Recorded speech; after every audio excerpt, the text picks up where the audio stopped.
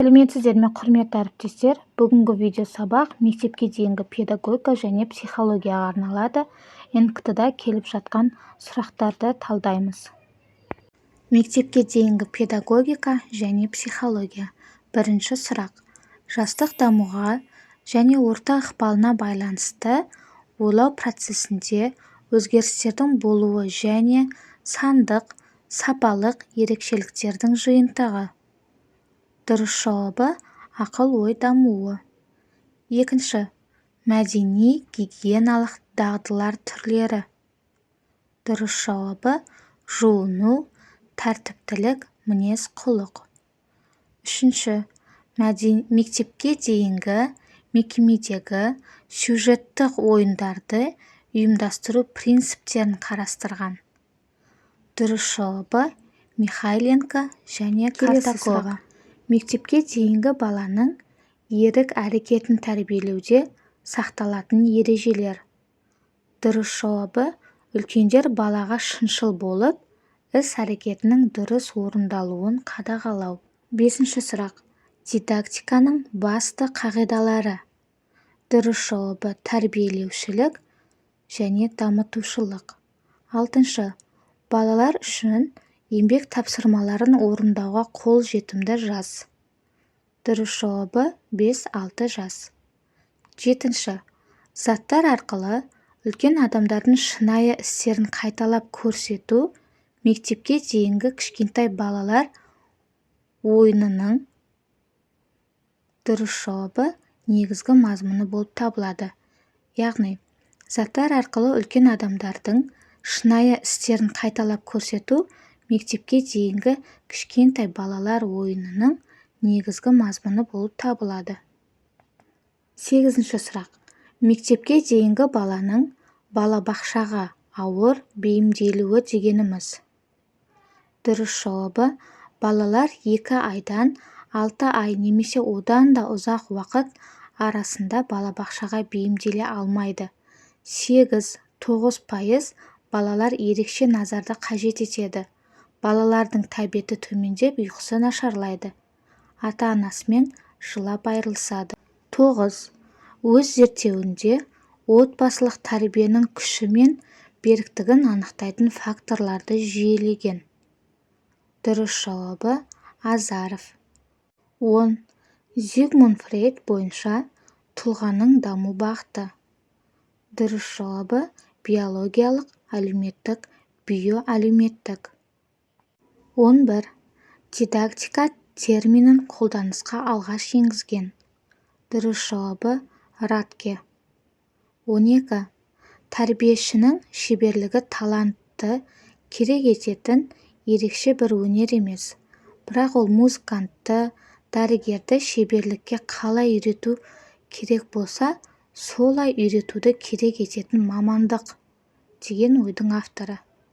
Дұрыс жауабы Макаренко. 12. Мінез-құлық мәдениетін тәрбиелеудің бірінші кезеңі. Дұрыс жауабы туғаннан басталады. 13. Балалардың әсемдік пен сұлулыққа деген қатынасын тәрбиелеу. Дұрыс жауабы эстетикалық тәрбие. 14. Балабақшада кең қолданыста ойналатын ойын түрлері. Дұрыс жауабы дидактикалық, үстел үсті, қимылды, сөздік. 15. Ойында балабақша өмірінің бейнеленуі біртіндеп кеміп, оның орнына шығармашылық ойындардың алмасуы болатын топ түрі. 2 дұрыс нұсқасы бар. Біріншісі ересек топ, екіншісі кіші топ. 16. Кішкене балаларға тән оқыту формасы. Дұрыс жауабы педагогикалық ойындар. 17. Баланы жақсы тану және түсіну үшін оны ойын кезінде бақылау керек деген пікірді айтқан. Дұрыс жауабы Руссо. 18. Бала психологиясының негізін қалаған. Дұрыс жауабы Прейер. 19. Шындықтағы заттар мен құбылыстарды жалпылау арқылы оның елеулі қасиеттерін басқа қасиеттерінен ойша бөліп алу. Дұрыс жауабы абстракция. 20 сұрақ. Мектеп жасына дейінгі балалардың кеңістікті қабылдауы. Дұрыс жауабы заттар мен құбылыстардың көлемін, түрін, аумағын, алыс жақындығын, бағыт-бағдарын қабылдау. 21. Өткен тәжірибені есте сақтау процесі. Дұрыс жауабы қайта жаңғырту. 22.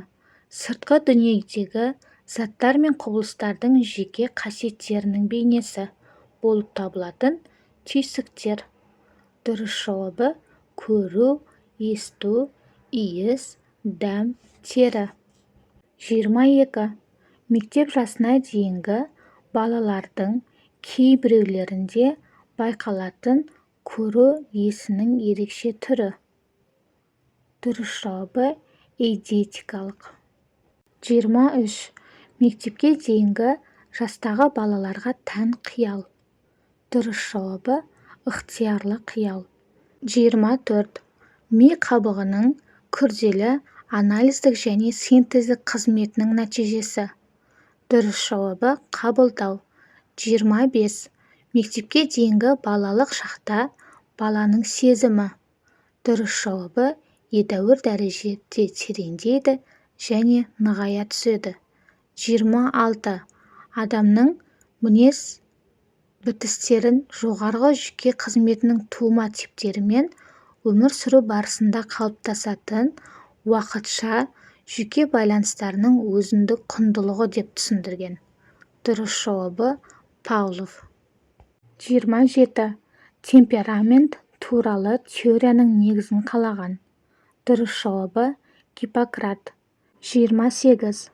Баланың мінез құлқында жиі байқалатын мотив түрлері.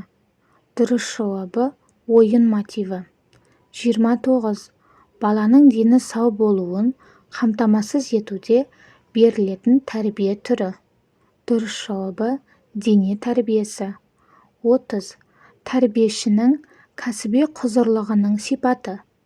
Дұрыс жауабы педагогикалық ойлау білуі, кәсіби біліктілігінің сапалы көрінісі. 31. Мектепке дейінгі педагогиканың ғылым ретіндегі функциялары. Дұрыс жауабы суреттеушілік, түсіндірушілік, жобалаушылық және прогностикалық. Дүниетанымдық. 32. Монтессоридің материалдары дамудың. Дұрыс жауабы сенсорлық қабілеттеріне бағытталған. 33. Оқыту мен білім беру теориясын зерттейтін педагогика саласы. Дұрыс жауабы дидактика. 34. Баланың дамуының жас кезеңдерін алғаш рет негіздеген. Дұрыс жауабы Руссо. 35. Тәрбие қоғамға жеткілікті қалыптасып дамыған жеке адамды бере алатын негізгі күш деп айтқан. Дұрыс жауабы Подласный. 36.